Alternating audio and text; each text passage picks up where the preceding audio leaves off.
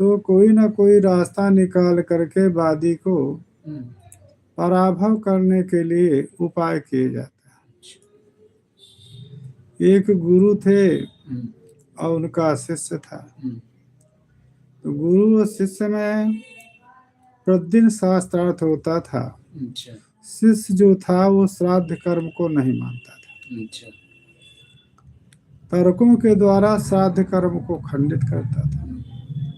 गुरु जी अनेक युक्तियों के द्वारा श्राद्ध कर्म को उपस्थापन करें और शिष्य जो है अपने तर्कों से उसका खंडन कर दे।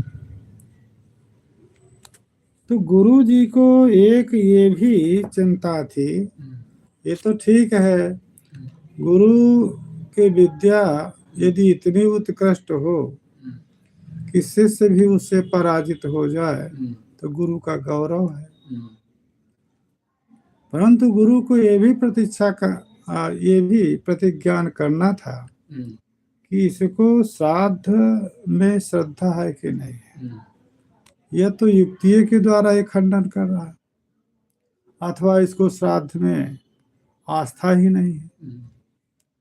यदि श्राद्ध में आस्था नहीं होगी तो मेरे पुत्र आदि तो है नहीं, तो मेरा ऊर्ध्व क्रिया श्राद्ध कर्म कौन करेगा। यही हमारा अनन्य शिष्य है। तो प्रातः काल वो पढ़ने आता था,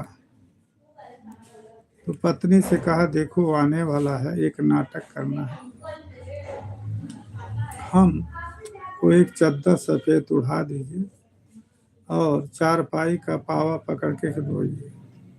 अरे गुरुजी चले गए, गुरुजी मर गए, गुरुजी मर गए, रोना और बार बार कहना कि हमारे पुत्र कोई है नहीं, श्राद्ध कर्म कौन करेगा, यही तुम कहना।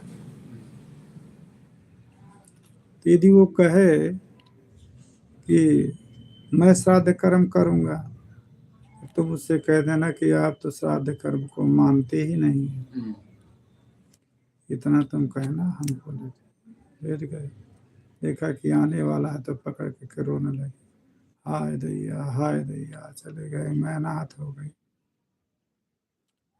अब इनका श्राद्ध कर्म कौन करेगा, बार बार यही रोके, मेरे तो कोई पुत्र आदि है नहीं। तो गुरु जी के जाने का तो बड़ा कष्ट है, परंतु श्राद्ध कर्म के लिए क्यों आप रो रहे। श्राद्ध कर्म मैं करूंगा। कहा नहीं, गुरु जी कह रहे थे कि वो तो श्राद्ध कर्म मानता नहीं।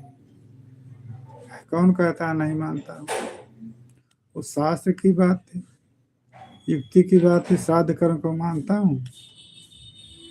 कहा श्राद्ध कर्म को आप मानते हैं?